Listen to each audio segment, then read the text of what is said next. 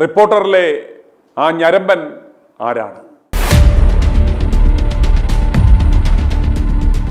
വനംകൊള്ളക്കാരൻ വീരപ്പന്റെ പിൻഗാമി തീവട്ടി ആൻഡോയെ മുന്നിൽ നിർത്തി മാധ്യമസ്ഥാപനം എന്ന പേരിൽ നടത്തുന്ന ഒരു വ്യാജ വാർത്ത ഫാക്ടറിയുടെ ഡെസ്കിൽ ജോലി ചെയ്യുന്ന വേളയിൽ തനിക്ക് ദുരനുഭവം നേരിട്ടതായി വെളിപ്പെടുത്തി അഞ്ജന അനിൽകുമാർ എന്നൊരു യുവതി ഒരു ഫേസ്ബുക്ക് പോസ്റ്റ് ഇട്ടിരുന്നു. അവർക്കുണ്ടായ ലൈംഗികാതിക്രമത്തിനെതിരെ അഞ്ജന ഇതുവരെ പോലീസിൽ പരാതി നൽകാത്തതിന് അവർക്ക് ചില ന്യായീകരണങ്ങൾ പറയാനുണ്ട്. നാട്ടുകാരെ വ്യക്തിഹത്യ ചെയ്യുന്ന ഈ വനംകൊള്ളക്കാരന്മാരുടെ ചാനലിൽ വെച്ച് തനിക്കുണ്ടായ ദുരനുഭവം ഇവർ പുറത്തു പറഞ്ഞത് നല്ലത് തന്നെ എങ്കിലും ആ ഞരമ്പിൻ്റെ പേര് വെളിപ്പെടുത്താത്തത് വളരെ മോശമാണ്. ഇത്രയും പറയുവാൻ ആർജവം കാണിച്ച അഞ്ജന ആ ഞരമ്പിൻ്റെ പേര് കൂടി വെളിപ്പെടുത്തണം. അല്ലെങ്കിൽ നിരപരാധികളായ പലരുടെയും പേര് ഇതിലേക്ക് അനാവശ്യമായി വലിച്ചിഴക്കേണ്ടി വരും. പറയുവാനുള്ള ധൈര്യം ഇല്ലെങ്കിൽ മിണ്ടരുത്. അവിടെയും ഇവിടെയും തൊടാതെ നിന്ന് പറയുന്നത് ആ മരമുറി ചാനലിൻ്റെ ശൈലിയാണ്. അത് താങ്കൾക്ക് ഭാവിയിൽ വളരെയേറെ ദോഷം ചെയ്യും. അഞ്ജനയുടെ പരാമർശം കണ്ട കാട്ടുകള്ളൻ ആൻഡോ ഇന്നലെ ഘോരം ചാനലിൽ ഇരുന്ന് കുരയ്ക്കുന്നത് കണ്ടു. അപ്പോൾ നിനക്കൊക്കെ കൊണ്ടു അല്ലേടാ മോനെ. നാട്ടുകാരെക്കുറിച്ച് ഇല്ലാത്ത അപരാധങ്ങൾ വിളിച്ചു പറഞ്ഞ് 2 എണ്ണമുണ്ട് 3 എണ്ണം നിക്കറിലുണ്ട് എന്നൊക്കെ പറഞ്ഞ് ഉണ്ടയിലാവിടികൾ നടത്തിയപ്പോൾ അവർക്കും അമ്മയും പെങ്ങന്മാരും ഉള്ളവരായിരുന്നു, അവർക്കും വേദനിക്കും എന്ന് നീ ഓർക്കണമായിരുന്നു. അപ്പോൾ നിനക്ക് കൊണ്ടപ്പോൾ നൊന്തു അല്ലേ? അതുപോലെ അരുതാത്ത സ്ഥലത്ത് തുണിപൊക്കി നിന്ന മോളുടെയും പരുത്തിമോളുടെയും ഒക്കെ മുഖത്തിപ്പോൾ ചോര വാർന്ന അവസ്ഥയിലാണ്. കുറച്ച് അരുണ് കലക്കി കുടിക്കുന്ന ആ രസായനം കലക്കി കൊടുത്താൽ ഒരുപക്ഷെ ക്ഷീണം മാറുവാൻ സാധ്യതയുണ്ട്. ഇനി ഈ വാർത്ത വൈറലായതിനെ തുടർന്ന് അഞ്ജന അനിൽകുമാർ നടത്തിയ ആ അഭിപ്രായ പ്രകടനം കാണുക. നമസ്കാരം, എന്റെ പേര് അഞ്ജന.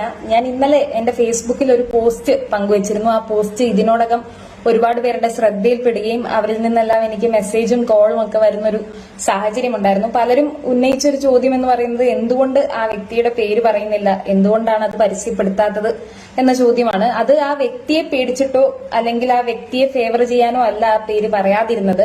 അതിൽ ഉൾപ്പെടാത്ത ആളുകളുണ്ട്. ആ വ്യക്തിയുടെ കുടുംബം വെറുതെ അനാവശ്യമായി ആ പേര് പറയുമ്പോൾ ആ കുടുംബത്തിന് അതൊരു ഡാമേജ് ഉണ്ടാകുന്നു. സ്വന്തം മകൻ ചെയ്തൊരു തെറ്റിന് ആ അമ്മയോ അല്ലെങ്കിൽ അച്ഛനോ ഒന്നും തന്നെ ശിക്ഷിക്കപ്പെടണം എന്ന് ഞാൻ ആഗ്രഹിക്കുന്നില്ല.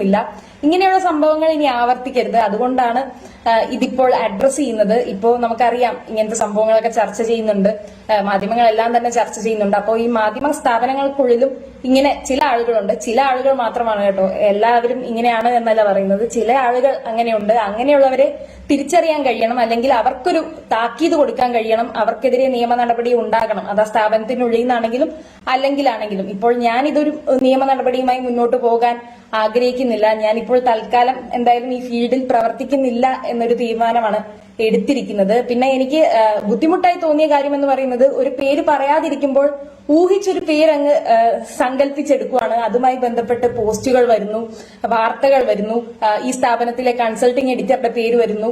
അപ്പൊ അങ്ങനെ തെറ്റ് ചെയ്യാത്തൊരു വ്യക്തി ഇങ്ങനെ ചെയ്തു എന്ന രീതിയിൽ ഒരുപാട് പോസ്റ്റുകൾ കണ്ടു. അതൊന്നും ശരിയായ കാര്യമാണ് എന്ന് എനിക്ക് തോന്നുന്നില്ല. ഞാൻ ഈ പേര് പറയാത്തത് കൊണ്ടായിരിക്കും നിങ്ങൾക്ക് തോന്നിയൊരു പേര് അങ്ങ് എടുത്തത് എന്ന് തോന്നുന്നു. പക്ഷെ അങ്ങനെയല്ല. ഈ കൺസൾട്ടിംഗ് എഡിറ്ററോ അല്ലെങ്കിൽ ഈ എഡിറ്റോറിയൽ അംഗങ്ങളോ ആരും തന്നെയല്ല. ആ സ്ഥാപനത്തിൽ ജോലി ചെയ്യുന്ന ഒരു വ്യക്തിയായിരുന്നു, ഇപ്പോഴും ജോലി ചെയ്യുന്നുണ്ട്, ഡെസ്കിൽ ജോലി ചെയ്യുന്ന ഒരു വ്യക്തിയാണ്. അപ്പോൾ ഇനിയും എന്നെ പോലെ തന്നെ ഒരുപാട് പേര് അവിടെ ജോലിക്ക് വരും, അല്ലെങ്കിൽ ഇപ്പോഴും ജോലി ചെയ്യുന്നവരുണ്ട്. അവർക്കൊക്കെ അവിടെ സേഫായി വർക്ക് ചെയ്യാനൊരു എൻവയൺമെന്റ് ഉണ്ടാവണം. അതാണ് ഞാൻ ആഗ്രഹിക്കുന്നത്.